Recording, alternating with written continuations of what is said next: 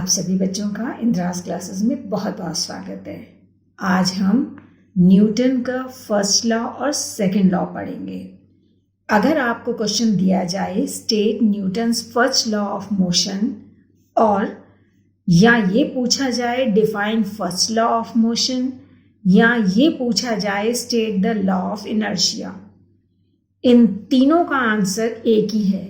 Every body continues in its state of rest or uniform motion in a straight line unless some external force acts on it. कोई भी body अगर वो rest condition में है तो rest में ही रहेगी, या वो मोशन में है यूनिफॉर्म मोशन में तो यूनिफॉर्म मोशन में ही वो स्ट्रेट लाइन में जाएगी। कब तक जाएगी? जब तक कि आप उसको एक्सटर्नल फोर्स लगाकर रोक ना लें या रुकी हुई चीज को मूव ना कराएं। क्वेश्चन आ सकता है which law of motion define the force, तो आंसर होगा first law of motion defines the force. Newton's second law of motion give its mathematical expression. The rate of change of momentum of a body is directly proportional to the unbalanced force. इसका मतलब जो गति में change होता है, rate of change of momentum of a body, वो directly proportional होता है फोर्स के acting on it, and change in momentum takes place in the direction of unbalanced force. इसका मतलब है कि अगर मोमेंटम में भी चेंज आएगा तो वो भी किसके डायरेक्शन में होगा? फोर्स के डायरेक्शन में। हम कह सकते हैं F is equal to m into a. अगर क्वेश्चन आपको दिया जाए what is the relationship between force and acceleration, तब भी आपका आंसर होगा F is equal to m into ए,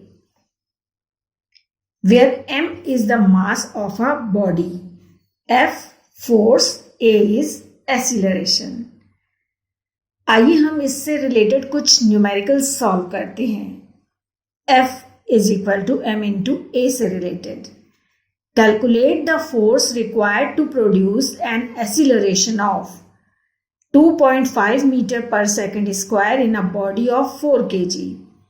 क्या क्या दिया हुआ है क्वेश्चन में? हमें acceleration 2.5 metre per second square, हमें दिया हुआ है m mass 4 kg।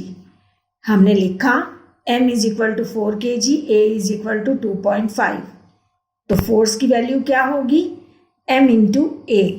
F is equal to m into a, 4 into 2.5, answer होगा 10 न्यूटन।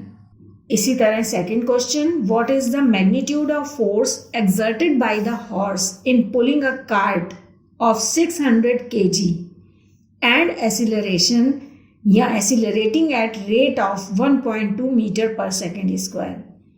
क्या क्या दिया हुआ है? हमें मास दिया है 600 kg, हमें दिया हुआ है एक्सीलरेशन a 1.2, तो हम लिखेंगे m is equal to 600 kg, a is equal to 1.2 metre per second square. Formula apply करेंगे, f is equal to m into A, 600 into 1.2, answer आएगा 720 newton. A railway wagon of mass 1000 kg is pulled with a force of 10,000 newton. What is acceleration? तो इसमें हमें दिया हुआ है mass 1000 kg, यानी m is equal to 1000 kg, दिया हुआ है force 10,000 newton, F is equal to 10,000 newton. Formula है F is equal to m into a. इसी फॉर्मूले से a की वैल्यू अगर निकाली जाए तो F अपॉन m, 10,000 अपॉन 1000, तो 10,000 में 1000 से डिवाइड करने पर आंसर आएगा 10 मीटर पर सेकेंड स्क्वायर। इसी तरह next question, calculate the force needed to speed up a car with rate of 5 metre per second square if mass of car is 1000 kg। हमें a दिया हुआ है 5, m दिया हुआ है 1000, फॉर्मूला अप्लाई किया, F is equal to m into A, 1000 into 5, that means 5000 newton. ये किसकी वैल्यू होगी? F की। अब एक क्वेश्चन मैं आप सबके लिए दे रही हूं जो मेरे इस वीडियो को देख रहे हैं। उम्मीद करती हूँ आप सब इसे सॉल्व कर पाएंगे और कमेंट में मुझे अपने सॉल्व किए गए सम की पिक खींच करके सेंड करिए। क्वेश्चन क्या है? If the mass of a moving object is 50 kg, what force will be required to speed up the object at the rate of 2 meter per second square? आपकी थोड़ी सी हेल्प कर दूं मैं यहाँ पर।